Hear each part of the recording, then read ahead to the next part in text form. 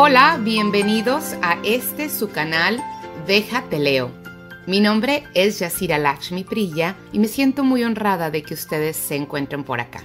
Como saben, en este canal van a encontrar una cantidad maravillosa de libros que motivarán su mente e inspirarán su corazón. Les voy a recomendar que se suscriban al canal activando la campanita. De esta manera ustedes apoyan al desarrollo de este espacio y reciben notificación cuando subamos una nueva lectura. Les quiero también invitar a que se comuniquen conmigo si es que ustedes escriben y desean dar a conocer sus letras. Nos podemos poner de acuerdo y para mí será un placer leerlas. Continuamos con la lectura del libro Mujeres que corren con los lobos de la autora Clarissa Pinkola Estés. Pónganse cómodos y déjenles leo.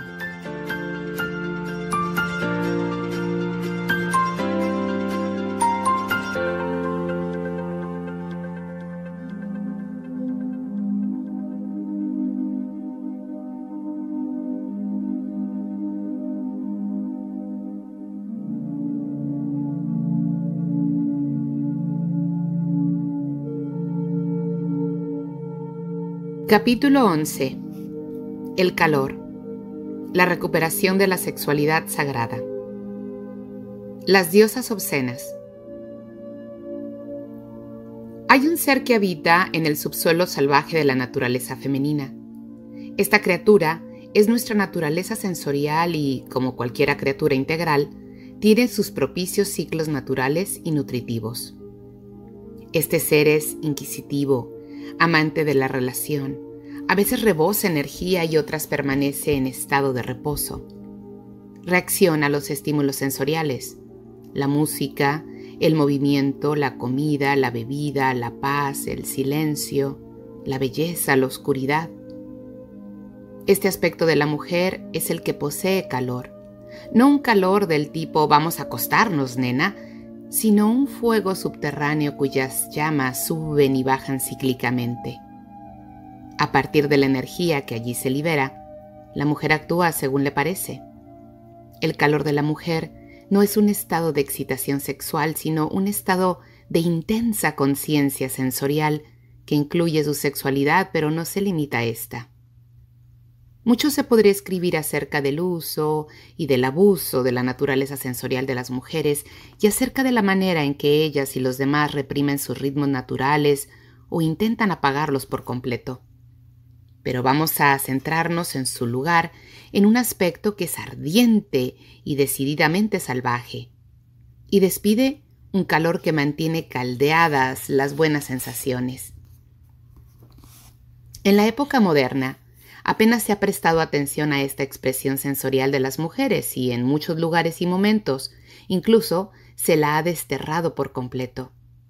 Hay un aspecto de la sexualidad de las mujeres que en la antigüedad se llamaba lo obsceno sagrado, no con el significado con que hoy utilizamos la palabra obsceno, sino con el de sexualmente sabio e ingenioso.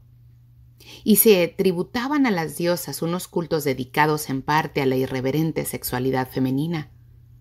Los ritmos no eran despreciativos, estos ritos no, sino que más bien pretendían representar algunas partes del inconsciente que incluso hoy en día siguen siendo misteriosas e inexploradas. La idea misma de la sexualidad como algo sagrado y, más concretamente, de la obscenidad como un aspecto de la sexualidad sagrada, es esencial para la naturaleza salvaje. Había en las antiguas culturas femeninas unas diosas de la obscenidad así llamadas por su ingenua y, sin embargo, austata lasciva. Pero el lenguaje, por lo menos en castellano, dificulta enormemente la comprensión de las diosas de la obscenidad, como no sea en términos vulgares. He aquí el significado del adjetivo obsceno y otros vocablos afines. A través de estos significados creo que se comprenderá por qué razón este aspecto del antiguo culto de la diosa fue desterrado bajo tierra. Me gustaría que mis lectores consideraran estas tres definiciones de diccionario y sacaran sus propias conciencias. Sucio. El significado del término se ha extendido hasta abarcar cualquier tipo de suciedad y especialmente el lenguaje obsceno. Según el Diccionario Crítico Etimológico de J. Corominas, del latín succidus, húmedo, jugoso, derivado de succus, jugo, savia. Palabrota, palabra obscena, expresión utilizada también actualmente para designar algo que se ha convertido en social o políticamente impopular o sospechoso, a menudo a causa de críticas y descalificaciones injustificadas o por no seguir las tendencias del momento. Obsceno, del hebreo antiguo ob, con el significado de maga, bruja. Todos estos términos tienen cierto carácter despectivo y, sin embargo, subsisten en todas las culturas mundiales vestigios de cuentos que han sobrevivido a las distintas purgas. En ellos se nos dice que lo obsceno no es vulgar en absoluto, sino que más bien se parece a una especie de criatura de naturaleza fantástica que uno quisiera tener por amiga y cuyo visitas desearía con todo el alma recibir. Hace unos años, cuando empecé a narrar cuentos de la diosa obscena, las mujeres sonreían y después se reían al oír los relatos de las hazañas de las mujeres, tanto reales como mitológicas, que utilizaban su sexualidad y su sensualidad para conseguir un objetivo, aliviar una pena o provocar la risa y, por este medio, enderezar algo que se había torcido en la psique. También me llamó la atención la forma en que las mujeres se aproximaban al umbral de la risa cuando se hablaba de estas cuestiones. Primero tenían que apartar a un lado todas sus enseñanzas recibidas, según las cuales reírse de aquella manera no era propia de una señora. Y yo comprobaba que el hecho de ser una señora y una situación inapropiada ahogaba a una mujer en lugar de ayudarla a respirar. Según el Diccionario Crítico Etimológico de J. Corominas, del latín obscenus, siniestro, fatal, indecente, obsceno, en latín los mejores MSS vacilan sobre obscenus y obscaneus. La etimología en latín es dudosa. Según el Diccionario Enciclopédico de la Lengua Inglesa Webster, la palabra de etimología incierta podría estar relacionada con el término latín caenum o senum, suciedad, cieno. Para reír, hay que poder exhalar el aire e inspirar en rápida sucesión. Sabemos por la kinesiología y otras terapias corporales, como el Hakomi, que el hecho de inspirar nos hace experimentar sensaciones y que, cuando no queremos sentir nada, contenemos la respiración. Cuando se ríe la mujer respira libremente y al hacerlo es posible que empiece a experimentar unas sensaciones no autorizadas. ¿Y qué clase de sensaciones son esas? Pues bien, en realidad, no son sensaciones, sino un alivio y un remedio para las sensaciones, un alivio y un remedio que a menudo dan lugar a la liberación de lágrimas reprimidas y a la recuperación de recuerdos olvidados o a la rotura de las cadenas de la personalidad sensual. Comprendí que la importancia de estas antiguas diosas de la obscenidad quedaba demostrada por su capacidad de soltar lo que estaba demasiado tenso, borrar la tristeza, provocar en el cuerpo una especie de humor que no pertenece al intelecto sino al cuerpo y mantener expendidos estos canales. En el cuerpo, el que se ríe con los cuentos de Coyote y los del trío Trungpa, las frases de Mae West, etc., las travesuras y el humor de las diosas obscenas pueden hacer que una vida modalidad de medicina se extienda para todos los sistemas neurológicos y endocrinos del cuerpo. Los 3 cuentos siguientes simbolizan lo obsceno en el sentido que aquí hemos atribuido al término, es decir, una especie de encantamiento sexual sensual que produce una agradable sensación emocional. 2 son antiguos y 1 es moderno. Giran en torno a las diosas obscenas que llevan mucho tiempo vagando sin rumbo bajo tierra. En sentido positivo, pertenecen a la tierra fértil, el barro, el cieno de la psique, la sustancia creativa de la que procede todo el arte. De hecho, las diosas sucias representan el aspecto sexual y sagrado de la mujer salvaje. Baubo, la diosa del vientre. Hay un dicho muy expresivo. Ella habla por la entrepierna. Hay cuentos de la entrepierna en todo el mundo. Uno de ellos es el cuento de Baubo, una diosa de la antigua Grecia, la llamada diosa de la obscenidad. Se le atribuyen también otros nombres como por ejemplo Yambé, y parece ser que los griegos la tomaron prestada de otras culturas más antiguas. Desde tiempos inmemoriales existen arquetipos de diosas salvajes de la sexualidad sagrada y de la naturaleza de la vida, muerte, vida. Solo existe una famosa referencia a Baubo en los escritos de la antigüedad, lo cual parece indicar que su culto fue destruido y quedó enterrado bajo las estampidas provocadas por las distintas conquistas. Tengo la corazonada de que en algún lugar, quizá bajo las boscosas colinas y los lagos de Europa y de Oriente Próximo, hay templos dedicados a ella, incluso con objetos e íconos óseos. Por consiguiente, no es de extrañar que muy pocas personas hayan oído hablar de Baubo, pero no olvidemos que un retazo de arquetipo puede contener la imagen del todo. Y el retazo lo tenemos, pues conservamos un cuento protagonizado por Baubo. Es uno de los más seductoras y pícaras divinidades del Olimpo. Esta es mi versión de cantadora, basada en el antiguo y salvaje vestigio de Baubo, que sigue brillando en los mitos posmatriarcales griegos y en los himnos homéricos. Demeter, la madre tierra, tenía una hermosa hija llamada Perséfone, que un día estaba jugando en un prado. De pronto Perséfone tropezó con una preciosa flor y alargó las puntas de los dedos para acariciar su bella corola. Súbitamente el suelo empezó a estremecerse y un gigantesco zigzag regrizó la tierra. De las profundidades de la tierra surgió Hades, el dios del ultratumba. Era alto y poderoso y permanecía de pie en un carro negro tirado por 4 caballos de color espectral. Hades agarró a Perséfone y la atrajo a su carro en medio de un revuelo de velos y sandalias. Después los caballos se precipitaron de nuevo al interior de la tierra. Los gritos de Perséfone sonaban cada vez más débiles a medida que se iba cerrando la brecha de la tierra como si nada hubiera ocurrido.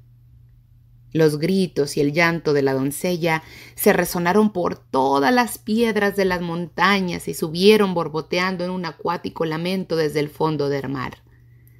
Demeter oyó gritar a las piedras, oyó los gritos del agua. Después un pavoroso silencio cubrió toda la tierra mientras se aspiraba en el aire el perfume de las flores aplastadas.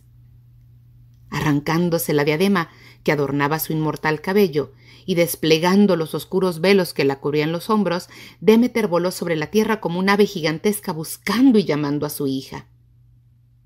Aquella noche, una vieja bruja les comentó a sus hermanas junto a la entrada de su cueva que aquel día había oído 3 gritos. Uno era el de una voz juvenil lanzado alaridos de terror, otro una quejumbrosa llamada, y el tercero el llanto de una madre. No hubo manera de encontrar a Perséfone, y así inició Demeter la búsqueda de su hija amada a lo largo de varios meses. Demeter estaba furiosa, lloraba, gritaba, preguntaba, buscaba en todos los parajes de la tierra, por arriba, por abajo y por dentro. Suplicaba compasión y pedía la muerte, pero por mucho que se esforzara no conseguía encontrar a su hija del alma. Así pues, ella, la que lo hacía crecer todo eternamente, maldijo todas las tierras fértiles del mundo, gritando en su dolor: «¡Morid! ¡Morid! ¡Morid!». A causa de la maldición de Demeter, ningún niño pudo nacer. No creció trigo para amasar el pan, no hubo flores para las fiestas ni ramas para los muertos. Todo estaba marchito y consumido en la tierra reseca y los secos pechos. La propia Demeter ya no se bañaba. Sus túnicas estaban empapadas de barro y el cabello le colgaba en enmarañados mechones.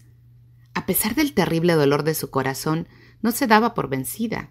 Después de muchas preguntas, súplicas e incidentes que no había dado el menor resultado, la diosa se desplomó junto a un pozo de una aldea donde nadie la conocía.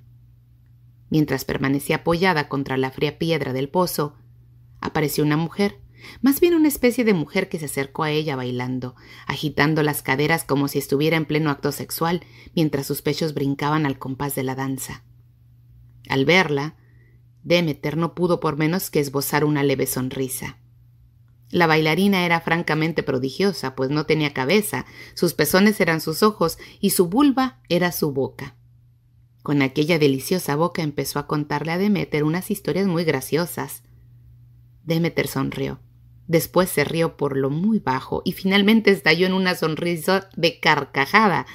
Ambas mujeres, Baubo, la pequeña diosa del vientre, y la poderosa diosa de la madre tierra, Deméter, se rieron juntas como locas.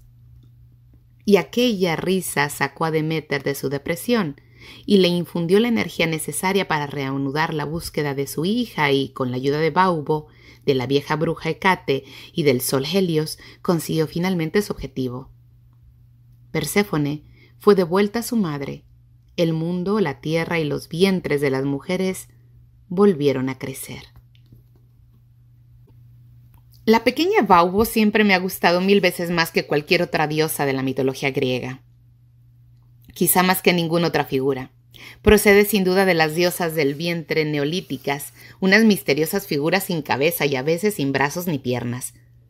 Nos quedamos cortos diciendo que son figuras de fertilidad, pues está claro que son mucho más que eso.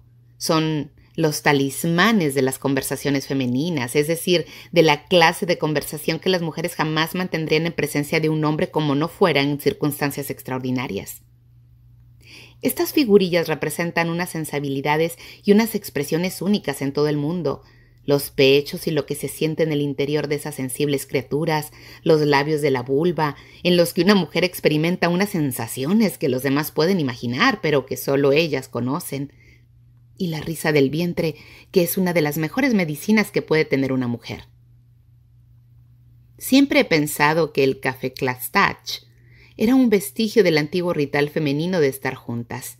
En alemán, tertulia de mujeres, Kaffeeklatsch. Un ritual que, como el antiguo, se centra en conversaciones del vientre y en el que las mujeres hablan desde sus entrañas, dicen la verdad, se ríen como locas, se sienten más reconfortadas y, cuando vuelven a casa, todo marcha mejor. A veces cuesta conseguir que los hombres se retiren para que las mujeres puedan permanecer a solas entre sí. Sé que en tiempos antiguos las mujeres animaban a los hombres a que se fueran a pescar. Se trata de una estratagema utilizada por las mujeres desde tiempos inmemoriales para que los hombres se alejen y la mujer pueda quedarse sola en compañía de otras mujeres.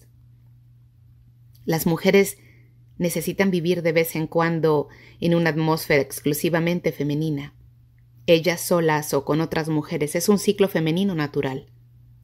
La energía masculina está muy bien, más que bien, es suntuosa e impresionante, pero a veces es algo así como darse un atracón de bombones.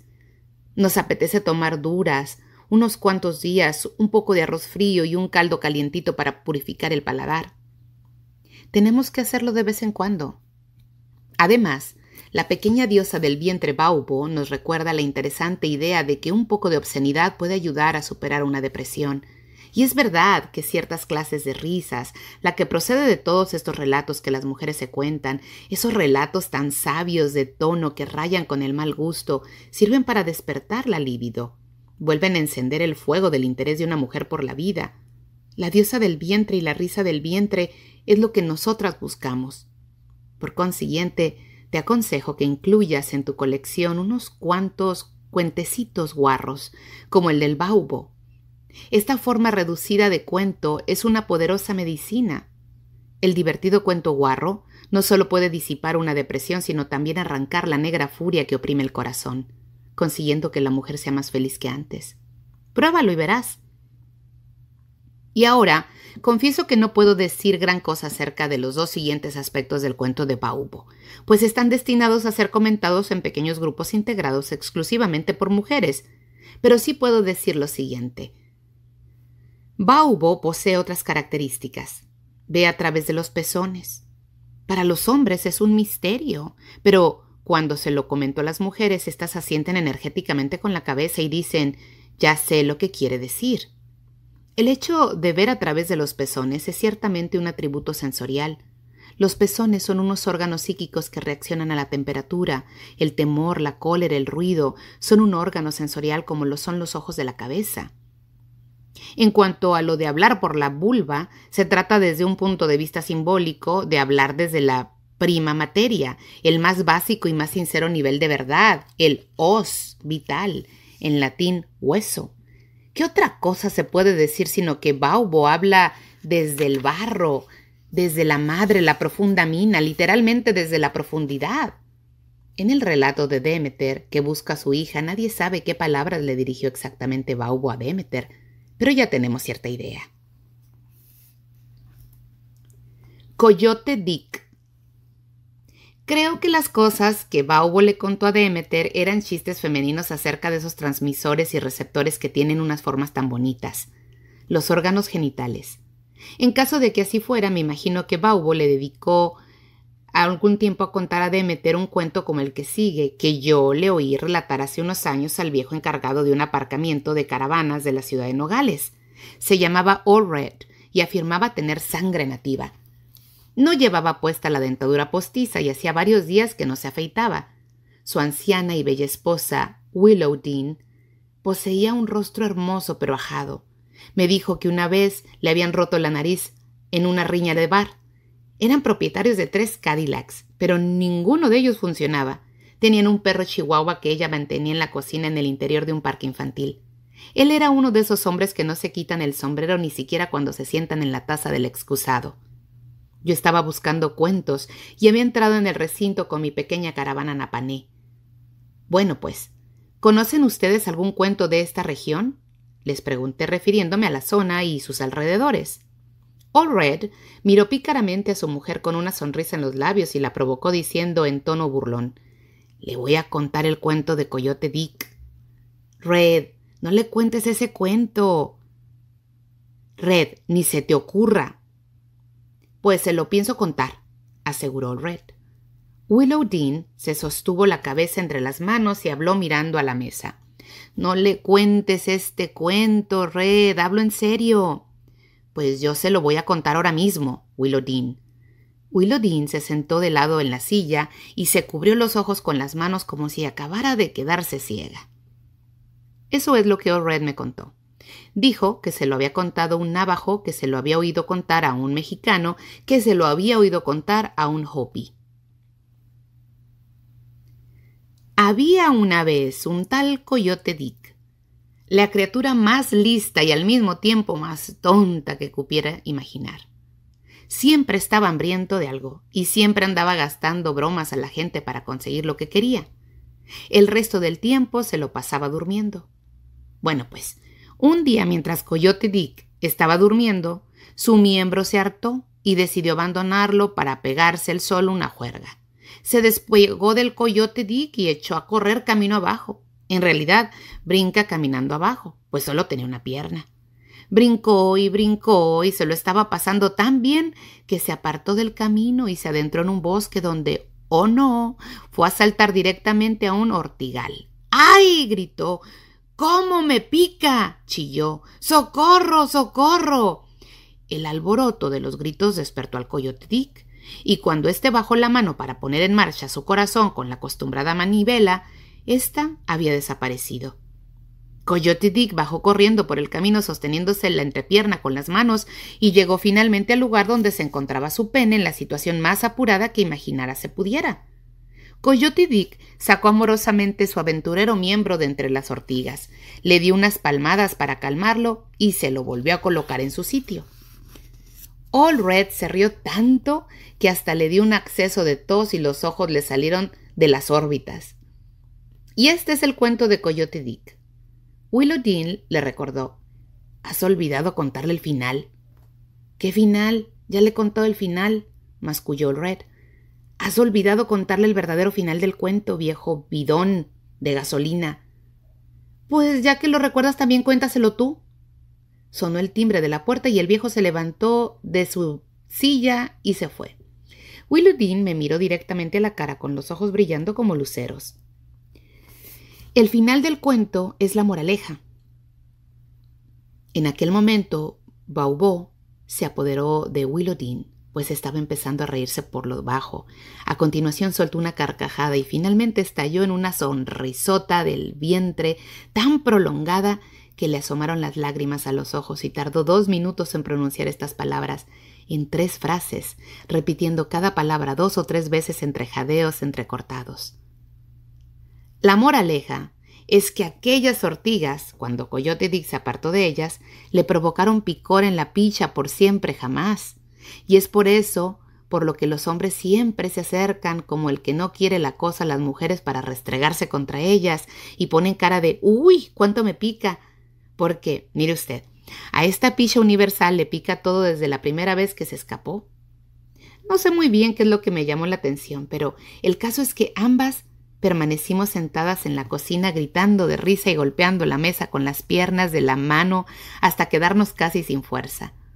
Después, aquella sensación me recordó la que una persona experimenta cuando se acaba de comer un buen manojo de rábanos. Creo que esa es la clase de cuento que contó Baubó. En su repertorio se incluye cualquier cosa que haga desteñirse la risa de las mujeres sin que les importe enseñar las amígdalas y dejar que les cuelgue el vientre y se les estremezcan los pechos. La risa de carácter sexual tiene algo que las distingue de cualquier otra risa provocando por poca cosa, más inocuas. Una risa sexual penetra muy adentro de la psique, hace vibrar todo lo que está suelto, juega sobre nuestros huesos y hace que una deliciosa sensación nos recorra todo el cuerpo. Es una forma de placer salvaje que pertenece al repertorio psíquico de todas las mujeres.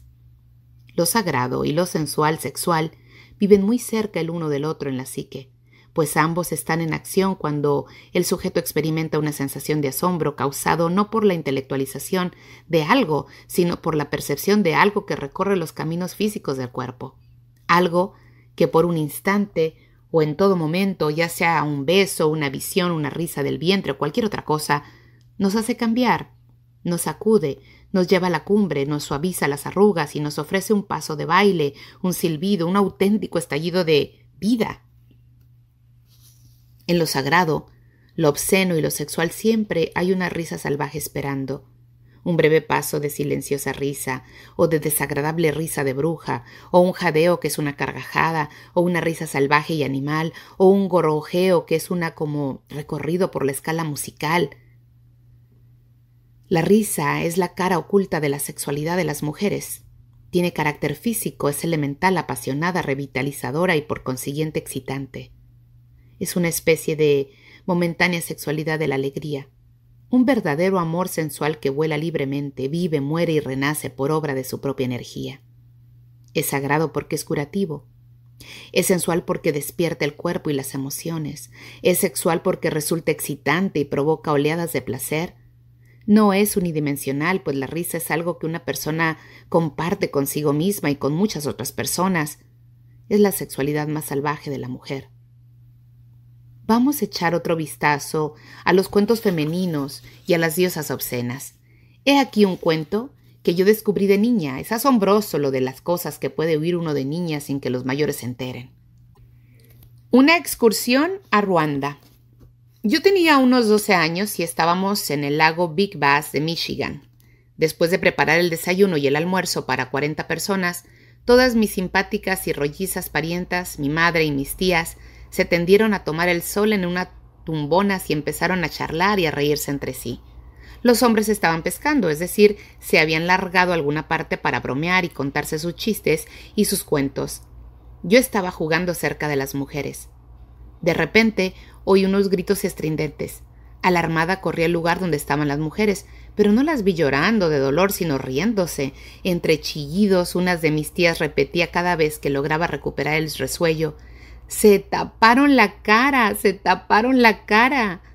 Aquella misteriosa frase les volvió a provocar renovados accesos de risa. Gritaban, se atragantaban y no paraban de reírse. Sobre el regazo de una de mis tías vi una revista.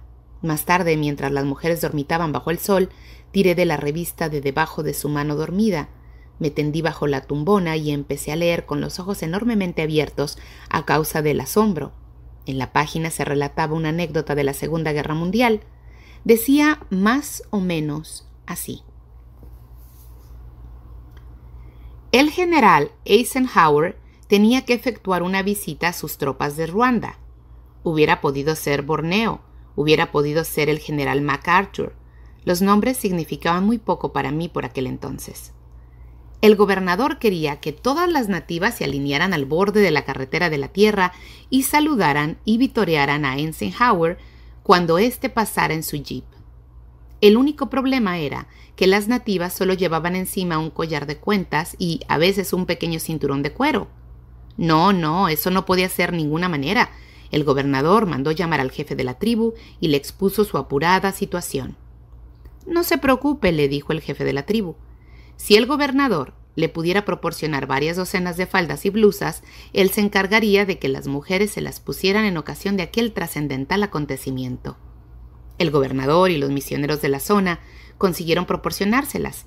Sin embargo, el día del gran desfile, pocos minutos antes del paso de Eisenhower por la carretera a bordo de su jeep, descubrieron que las nativas se habían puesto las faldas, pero, como las blusas no les gustaban, se las habían dejado en casa, por lo cual todas ellas se apretujaban a ambos lados de la carretera vestidas con las faldas, pero con los pechos al aire, y sin ninguna otra prenda ni el menor asombro de ropa interior. Al gobernador por poco le da un ataque de apoplejía al enterarse, por lo que mandó llamar al jefe de la tribu, el cual le aseguró que la jefa de la tribu había hablado con él y le había asegurado a su vez que las mujeres habían accedido a cubrirse los pechos cuando pasara el general. «¿Estás seguro?», rugió el gobernador. «Estoy seguro, muy seguro», contestó el jefe de la tribu. Bueno, pues, ya no queda tiempo para discutir y solo cabe imaginar la reacción del general Eisenhower cuando su jeep avanzó traqueando por la carretera y una tras otra las mujeres se fueron levantando graciosamente la parte delantera de la holgada falda para taparse la cara con ella. Tendido bajo la tumbona, reprimí la risa. Era el cuento más tonto que jamás en mi vida hubiera oído. Era un cuento maravilloso, un cuento emocionante, pero intuitivamente comprendí que también era algo prohibido, por lo que me lo guardé para mí sola durante muchos años. Y a veces, en momentos de tensión o dificultad, antes de presentarme a los exámenes universitarios pensaba en las mujeres de Runda, que se habían cubierto la cara con las faldas, y sin duda se debían de haber partido de risa detrás de ellas, y entonces me reía y me sentía centrada, fuerte y rebosante de sentido práctico. Este es sin duda otro de los beneficios de las bromas y de las risas compartidas entre mujeres. Todo se convierte en una medicina para los tiempos difíciles, en un tónico para más tarde. Es una diversión buena, limpia y guarra. ¿Cabe imaginar lo sexual y lo irreverente como algo sagrado? Sí, sobre todo cuando son medicinales y favorecen la integridad y la reparación del corazón. Jung observó que cuando alguien acudía a su consulta quejándose de algún trastorno sexual, la mayoría de las veces el trastorno era un problema del espíritu y del alma. Y cuando alguien le hablaba de un problema espiritual, el verdadero problema solía ser de carácter sexual. En este sentido, la sexualidad se puede considerar una medicina para el espíritu y por consiguiente algo sagrado. Cuando la risa sexual es un remedio, se convierte en una risa sagrada. Y cualquier cosa que se provoque una risa curativa también es sagrada. Cuando la risa ayuda sin causar daño, cuando una risa ilumina, realinea, reordena y reafirma el poder y la fuerza, es una risa saludable. Cuando la risa hace que la gente se alegre de estar viva y de estar ahí, más consciente del amor y fortalecida por el eros, cuando disipa su tristeza y la libra de la furia, es una risa sagrada. Cuando la gente se siente más grande y mejor, más grandiosa y sensible, la risa es sagrada. En el arquetipo de la mujer salvaje hay mucho espacio para la naturaleza de la diosa obscena. En la naturaleza salvaje, lo sagrado y lo irreverente, lo sagrado y lo sexual no están separados entre sí, sino que viven juntos. Y yo me lo imagino como un grupo de mujeres muy viejas que esperan el final del camino a que nosotras pasemos por allí. Están allí en la psique esperando a que pasemos, contándose mutuamente sus cuentos y riéndose como locas.